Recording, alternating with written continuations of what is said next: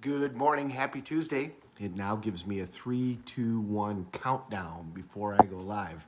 Oh, that's new. Facebook always updating. So, a little bit informational today. So we're heading into the holidays pretty soon. It's New Year's. A lot of people at New Year's like to do resolutions, like to do, new patterns, try to instill new ideas. And it's a good thing to do. It's just we need to do it more than just on January 1st every year. But I've seen that there's a lot of advertising now for a glucometer. It was something developed for diabetics. You stick a thing on your arm and a little, it's a needle-like, but it's more like a thread for a fishing line, goes into your arm, and then it tests your bloodstream, and you can test your index levels of sugar and all of those different types of things anytime that you want, using an app on your phone, using this monitor that sits on your arm, or I guess it can be on your side. And it lasts for about 14 days.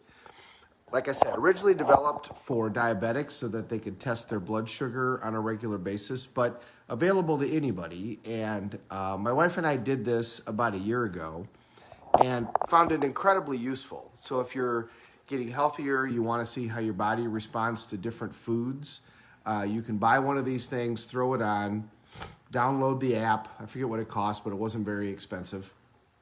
And then as you go through this holiday season, for the next 14 days, you can test your blood sugar levels as you eat certain foods. And it was really interesting to do. So when I did it, I discovered that if I eat any type of processed sugar, which would include, like Starbucks, but certainly included anything, in the frosting, cookie, that type of stuff, my blood sugar would spike to like 180, 190, and then would crash down to 160. And that's the rise and crash that we experience when we eat those types of foods.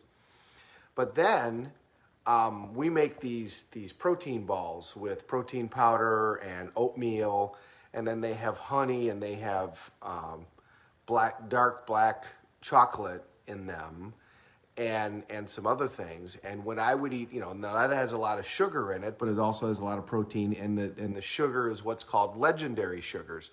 It's not man-processed sugar. Honey and that dark chocolate aren't nearly as processed. Coffee's done.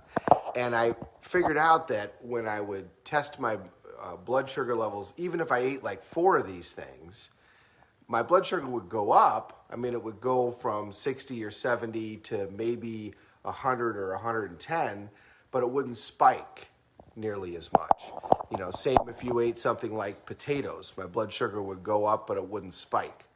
So, data is good because it gives you information as to what your body can and cannot tolerate, what works better for you, and what's going to be healthier as you go into the new year. So if you want a chance to, if you're going to start a new eating program, if you're going to start, one of these new programs, 75 Hard, remember that's the one that I went to do last year and I was unsuccessful. I didn't finish the 75 Hard because it got to be 20 below outside, and I wasn't going to go outside when it was 20 below. I'll go outside down to 0, but once it gets below 0, I wasn't interested in being out there for 45 minutes. But information is great. Data is great. And when you can give yourself information that helps, that way you're not just shooting darts at a board, you're actually doing something that makes sense. So if you're going for new health at the beginning of the year, maybe pick one of these things up, throw it on your arm. It's not inconvenient at all. Didn't bother me at all. They got a Band-Aid that you can put over it so you can work out and do whatever else that you need to do.